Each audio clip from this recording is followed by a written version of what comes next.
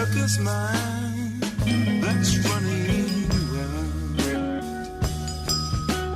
Butterflies and zebras and moonbeams and fairy tales. That's all she ever thinks of. Riding with the wind.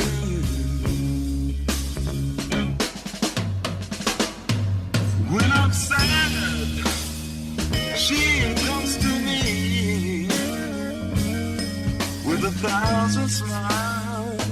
She gives to me free. It's alright, she said, it's alright.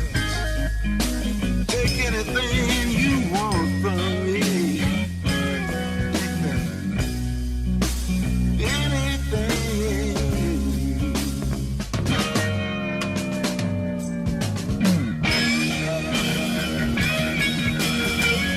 Fly on, little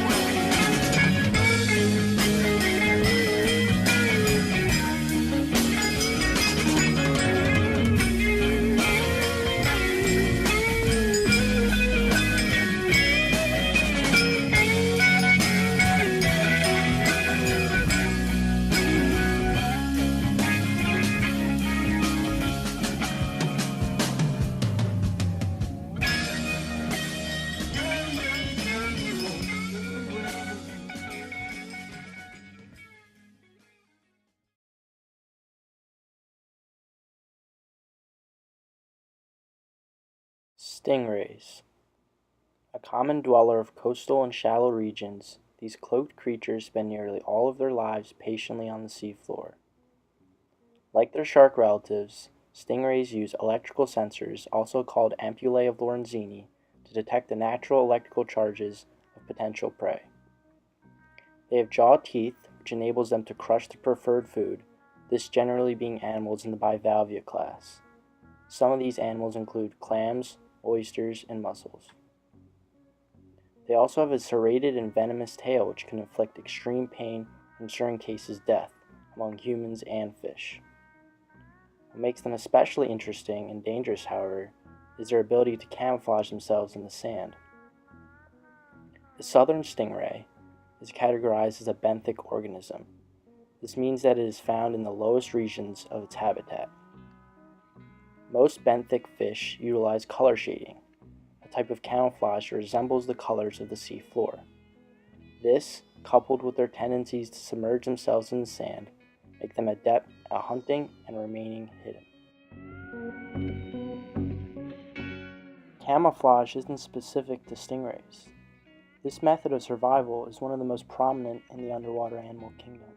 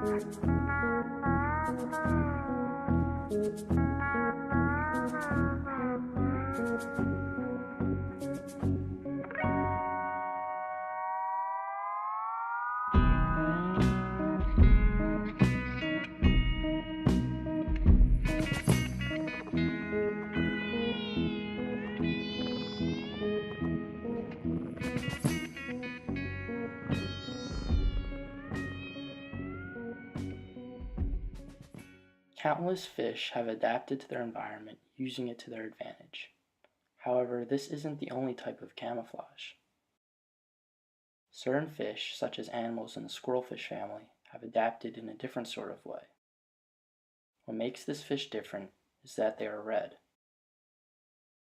Since the color red has the longest wavelength in the color spectrum, it also has the lowest energy. This means that it is the first color to disappear underwater due to lack of light. With a depth of approximately 20 feet, red becomes dulled and is no longer visible. Squirrelfish are also nocturnal and like to hide in rock shelters. making this form of color camouflage especially effective.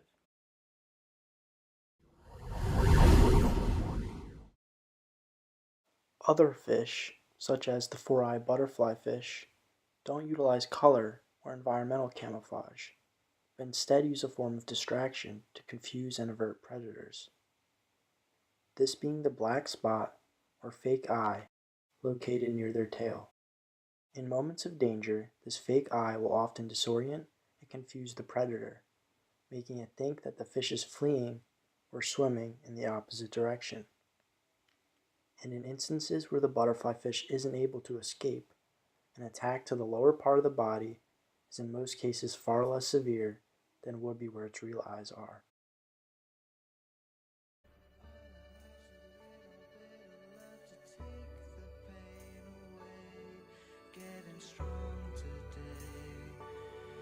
Giant step each day.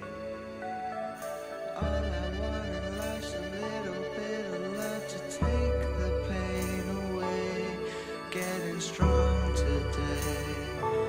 A giant step each day.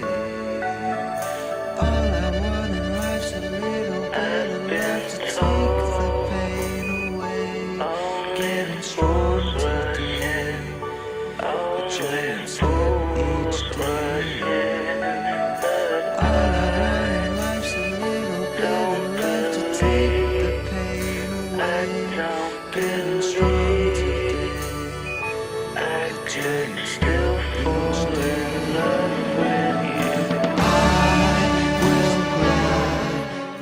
Symbiotic relationships.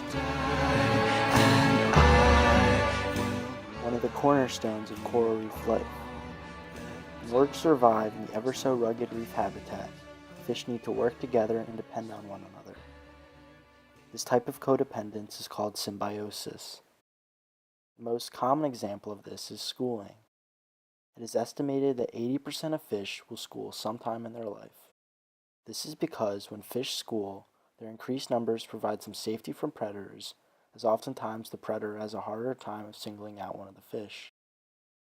Swimming in schools also allows for more efficient reproduction, and more fish means a better chance of finding prey.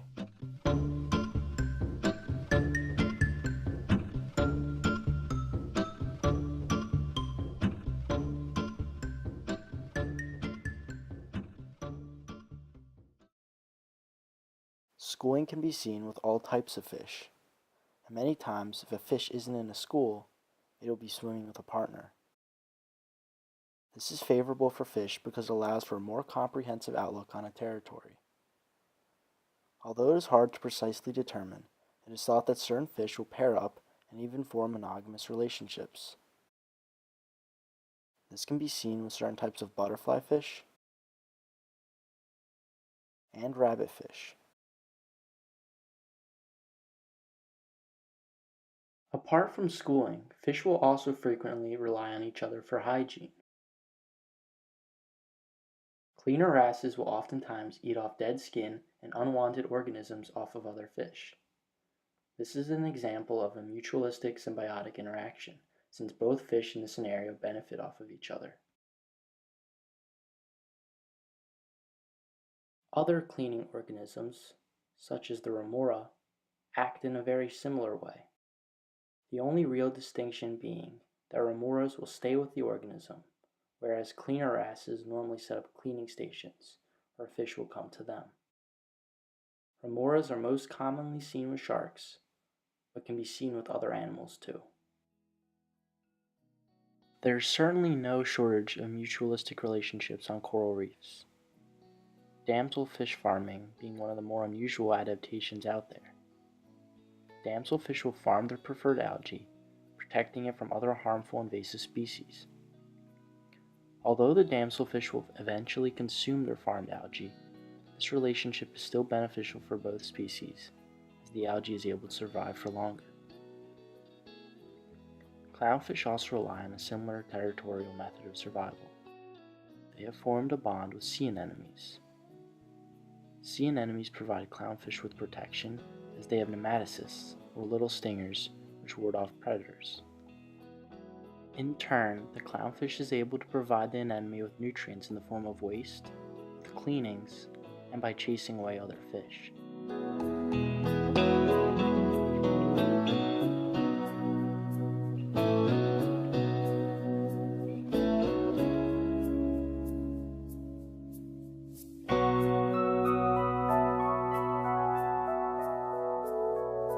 Baby, I see this.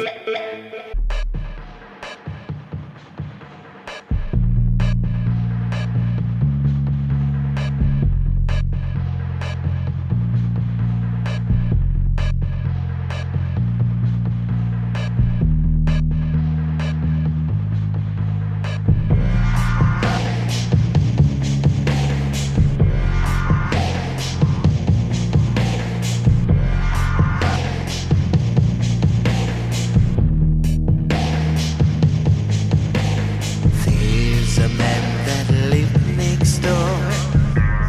In my neighborhood, in my neighborhood, he gets me down. He gets in so late at night. Always a fussing fight. Always a fussing fight. All through the night. I've got to get away from here. This is not a place for me to stay. I've got to take my family and find a quiet.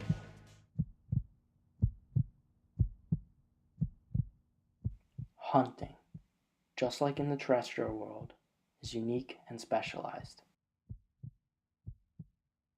Fish will employ many different tactics in order to secure a meal. These tactics fall into two basic domains of hunting.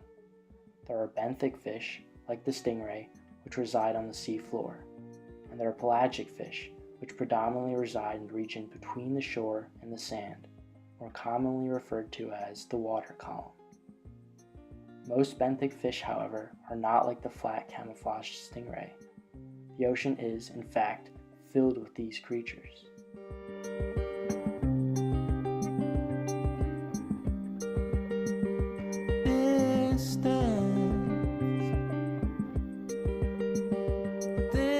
Distance is like a weapon, like a weapon of self-defense, self-defense. Lionfish are one of the most widespread species of benthic fish. They will float very still near the bottom, eventually becoming ignored by other fish. Then by using their large pectoral fins, they will lunge up and consume their prey. These fan-like pectoral fins are also used to corner or trap prey, as their outreach can be quite expansive. Although not used for hunting, lionfish also have highly venomous spines, which serve as a useful and deadly defense mechanism. The migratory and larger fish spend their time far above the seafloor. These pelagic fish are generally sleeker and far more agile. Sharks are a good example. These elusive giants will dominate ocean ecosystems, utilizing the same color shading techniques as their stingray cousins. With a lighter underbelly and a dark top body, sharks will blend in with either the sand or the surface, depending on the view. Sharks are very streamlined, allowing them to perform very sharp and sudden movements, making them dangerous to all varieties of fish. Most sharks and other pelagic fish, however, need to constantly swim in order to circulate water through their gills. Certain species of shark, such as the white-tip reef shark and the nurse shark, apply methods from both styles of hunting. They don't need to move to breathe. These sharks will, like other benthic fish, be very patient and wait to strike until its prey has fallen unaware.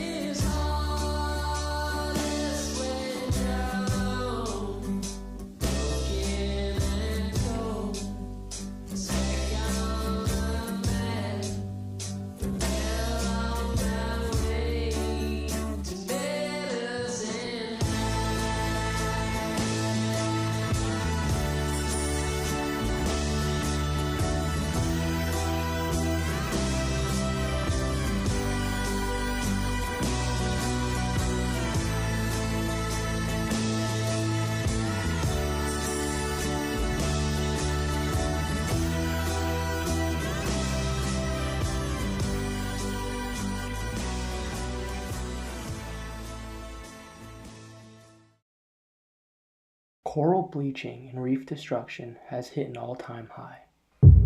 Once healthy reefs are now becoming broken down and bleached as the oceans continue to heat up.